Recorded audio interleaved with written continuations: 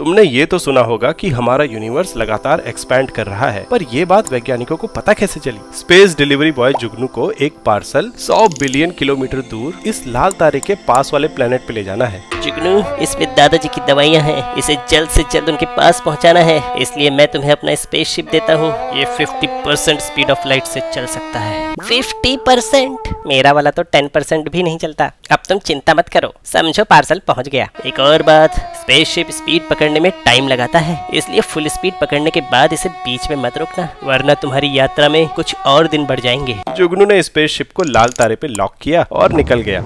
Full speed पकड़ने में तो अभी टाइम लगेगा, थोड़ी देर झपकी मार लेता हूँ। कुछ देर सोने के बाद जब जुगनू की आंख खुली तो स्पेसशिप फुल स्पीड पकड़ चुका था, लेकिन जैसे ही बाहर देखा, है लाल तारा कहाँ गया और ये मैं कहाँ आ गया? यहाँ तो सारे तारे नीले हैं, अब क्या करूँ? स्पेसशिप को रोकने के अलावा और कोई ऑप्शन भी नहीं। लेकिन जैसे ही जुगनू ने स्पेसशिप रोका, लाल तारा फिर से दिखने लगा। अरे ये तो अभी नीला था, लाल कैसे हो गया? डॉपलर इफेक्ट की वजह से। ये एक ऐसी फिनोमिना है जो किसी भी वेव जैसे कि लाइट या साउंड में तब ऑब्जर्व करी जा सकती है जब ऑब्जर्वर या वेव का सोर्स मूव करते हैं। रियल लाइफ एग्जांपल से समझते हैं। जब कोई गाड़ी हॉर्न बजाते हुए स्पीड में तुम्हारे पास आती है तो तुम्हें हॉर्न की आवाज हाई पिच में सुनाई देती है, कुछ ऐसे।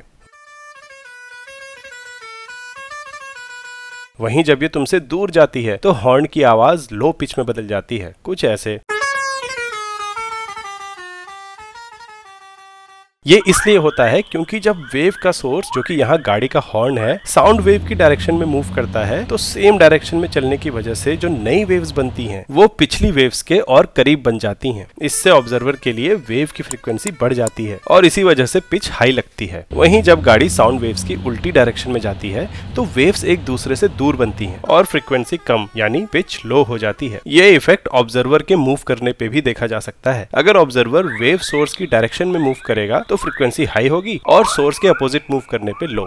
ये तो थी साउंड वेव, लेकिन लाइट के केस में भी एग्जैक्टली यही हो रहा है। अच्छा, तो लाइट में भी ऐसा ही हो रहा है। मेरे हाई स्पीड में मूव करने से जो लाल लाइट की वेव मेरे पास आ रही थी उसकी फ्रीक्वेंसी बढ़ गई और तारा नीला दिखने लगा। जुगनू तो समझ गया, लेकिन एलियन दादाजी अभी भी अपनी दवाइयों का इंतजार कर रहे हैं। हमेशा की तरह टाइम पर डिलीवरी नहीं आई। लगता है इस डिलीवरी बॉय को भी डॉपलर इफेक्ट नहीं पता था। पोते को बोलना पड़ेगा, स्पेसशिप में डॉपलर इफेक्ट का एक पोस्टर लगा दे। अगर तुम्हें भी ऐसे कूल पोस्टर्स और नोटबुक्स चाहिए तो स्टोरीवाइज का स्टोर विजिट करो। जब वैज्ञानिकों ने ब्रह्मांड में दूर दूर तक झांका तो हर गैलेक्सी से आने वाली वेव या तो लाल थी या फिर इंफ्रारेड। ये एक संकेत था कि पूरा ब्रह्मांड हमसे तेज रफ्तार से दूर जा रहा है। अगर दूर जा रहा है तो कभी एक पॉइंट पे भी रहा होगा। डॉपलर इफेक्ट ने इस यूनिवर्स का एक छोटा सा राज हमें बता दिया।